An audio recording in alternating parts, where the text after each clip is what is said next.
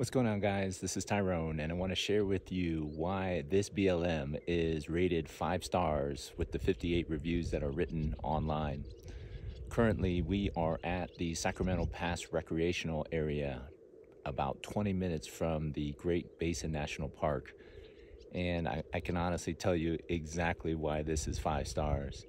And I'm gonna start from the beginning.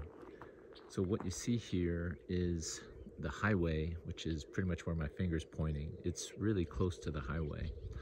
Also the road, it's accessible for vehicles that are not 4x4.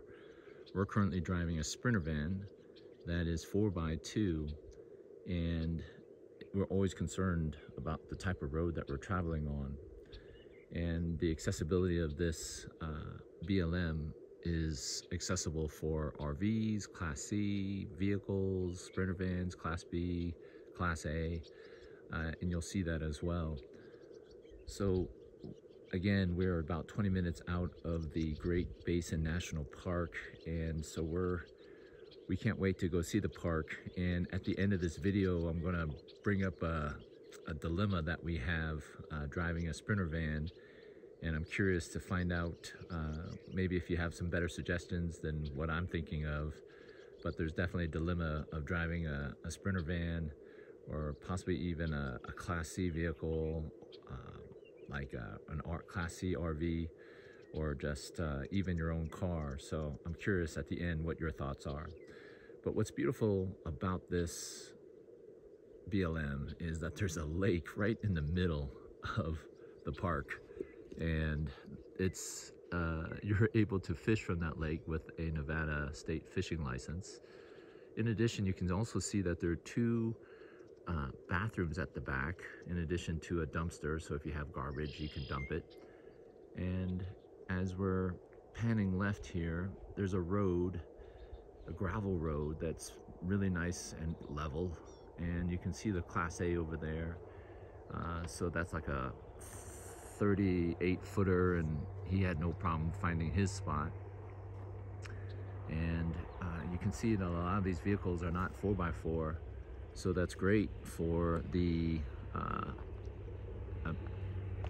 just the ease of getting around on this park. There is a little bit of noise that comes off the road, as you can hear it, but it's nothing too bad.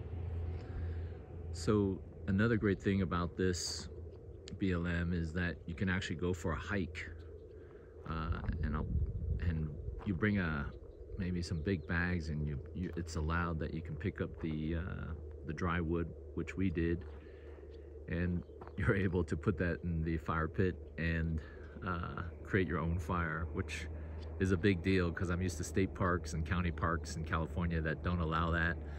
So the fact that you can find your own dry wood and that fell on the ground and burn it, that's amazing. So the other great thing about this BLM is that there's so much space in between each of the campsites. So I mean, I'm so used to being cheek to cheek with other vehicles that you never get this amount of space in between the vehicles. It's very spacious. I can't believe this is a BLM, and for those that don't know what a BLM is, it stands for Bureau Land Management. And the great thing is that you can stay at this park for up to 14 days and not have to pay a single penny, because at the bottom it says this is your land and enjoy it, and make sure you take care of it. So another great feature about this park is that one of the rules talk about that you just if you have a small dog or a dog, that you just need to make sure it's under control at all times. It doesn't say that you have to have it on leash, so that's a beautiful thing, because we just love to walk off leash with our dog. And so you'll take a look here at the fire pit of our campsite and how clean it is. You'll take a look at the structure also, how new it is, and how just peaceful and quiet it is.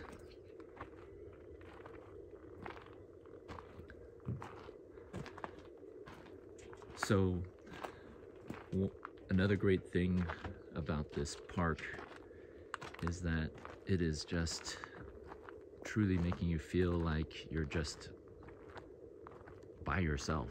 I mean, it is just so nice and quiet.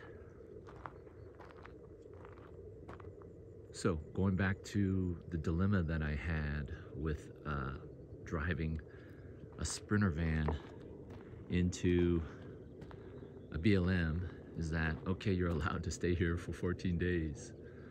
So you're in your Sprinter van and you decide to go to the national park. So of course you have to drive, and you take your Sprinter van with you.